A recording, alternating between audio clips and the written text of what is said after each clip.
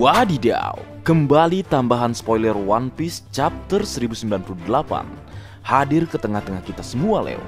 Dan tanpa berlama-lama lagi, mari kita lanjut berlayar.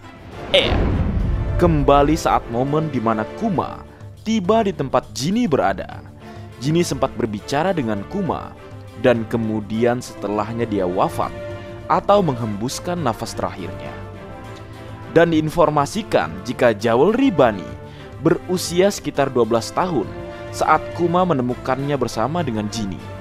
Itu artinya penampilan asli Jewelry Bunny sama persis seperti waktu Bunny diselamatkan oleh Luffy, tepatnya pada chapter 1060. Atau penampilan yang sama juga seperti saat dirinya menyelamatkan Roronoa Zoro dari keterlibatannya dengan masalah dengan Tenryubito di Pulau Sabaudi. Kemudian kembali ke spoiler yang sudah muncul sebelumnya, kita akan membahasnya sedikit. Dimulai dengan informasi atau sebuah berita bahwa Jinny telah diculik dan dipaksa untuk menikah dengan Tenryubito.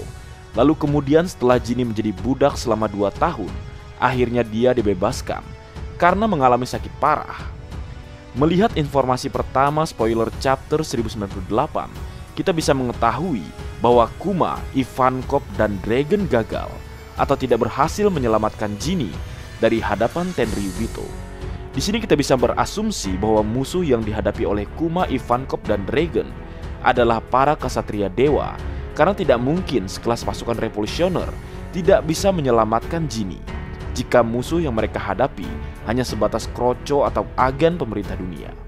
Dari informasi ini sedikit tergambarkan dengan jelas maksud perkataan Dragon pada chapter 1083 tentang musuh utama mereka adalah Ksatria Suci. Menarik. Marga anime berharap Oda Sensei akan menjelaskan semuanya tentang hal tersebut. Kemudian informasi selanjutnya chapter 1098. Setelah Jinny berhasil dibebaskan dari hadapan Tenryubito, Jinny diperlihatkan sedang berusaha menelpon Kuma untuk terakhir kalinya sebelum dirinya meninggal. Jinny mengatakan suatu hal kepada Kuma, dan Kuma mendatangi tempat Jinny berada dengan berteleportasi. Namun usaha Kuma tersebut sia-sia atau terlambat karena saat Kuma datang, Jinny telah meninggal dunia dan meninggalkan Jewelry Bunny di sisi Jinny dalam kondisi sakit parah.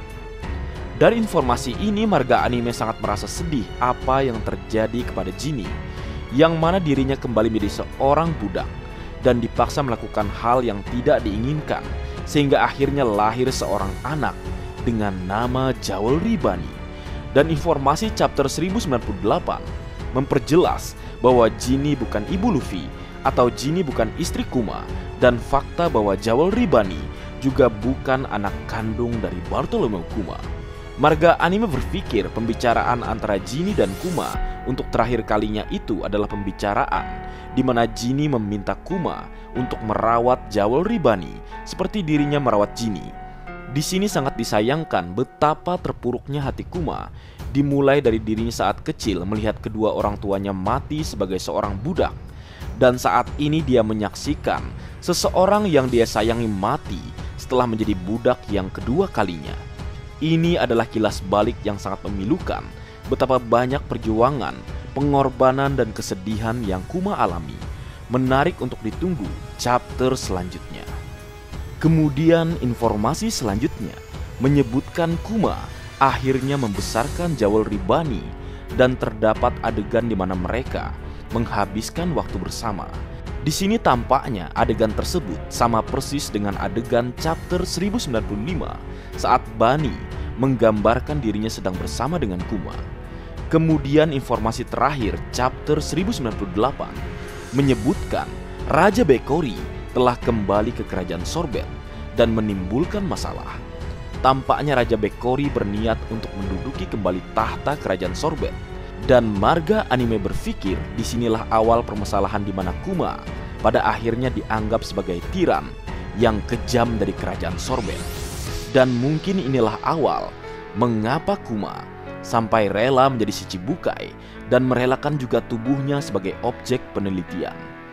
Marga anime tidak sabar menunggu chapter selanjutnya. Menarik untuk ditunggu. Baiklah Leo, itu saja pembahasan singkat mengenai spoiler chapter 1098. Semoga para nakama bisa menikmati pembahasan ini. Dan kabar terakhir, minggu depan libur. Baik, mungkin segitu dulu yang bisa aku bagi bersama kalian Leo. Semoga kalian terhibur dengan apa yang aku buat dalam kesempatan kali ini.